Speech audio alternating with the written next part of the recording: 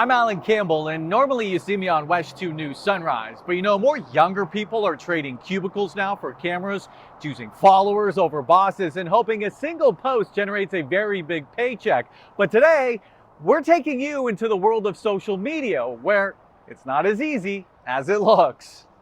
When a wine bar lets a local coffee business open a coffee window on their property, I recently checked out Pop-Up Provisions, and it's kind of like having a mini farmer's market come to a local neighborhood. You see them everywhere. This is a really important resource in Orlando. Videos of influencers showing you what's popular, sharing their opinions, and sometimes getting you to make purchases. It's almost like you're providing a service, and if they like the service you're providing, they'll follow you. When looking through social media, it's easy to see why people want to become influencers. Artists can have their own niche if they excel at a certain type of artistry. Lindsay Thompson, who goes by Lemon Hearted across all social media channels, understands the attraction. Everything from fancy trips, clothing, brand deals, your own schedule, and no boss. No wonder younger people are turning to the power of social media.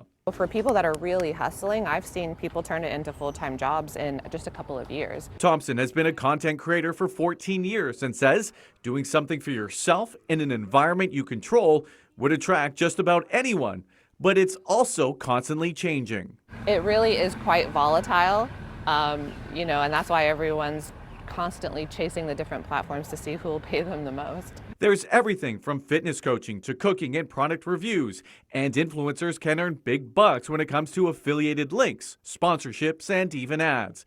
But Jackie Stanchina, founder at Morrison, Maine, a creative agency in Winter Park, warns hitting it rich is like a recreational basketball player becoming the next LeBron James. The perception that everybody will even come close to that level of monetary success at the very least, it's a very small percentage. For some influencers, it's paying off, but for others, not so much. A study done by NeoReach in 2023 shows nearly half of all full and part-time online content creators earn less than $15,000 a year. Only 7.2% earn more than $200K. Still, the movement is growing with more people producing content.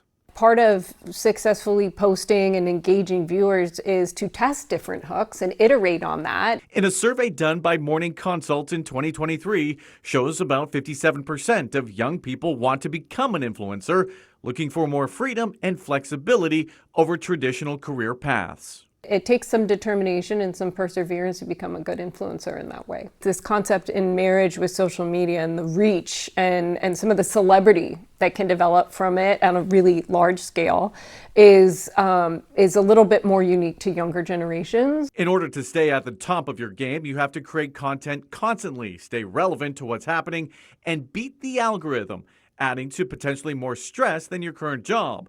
But it's something younger people say they're ready to take on. They want people on those platforms. They want people to be addicted to it. So that's why they want you so present there. But at the same time, good quality content will speak for itself. Alan Campbell, West 2 News.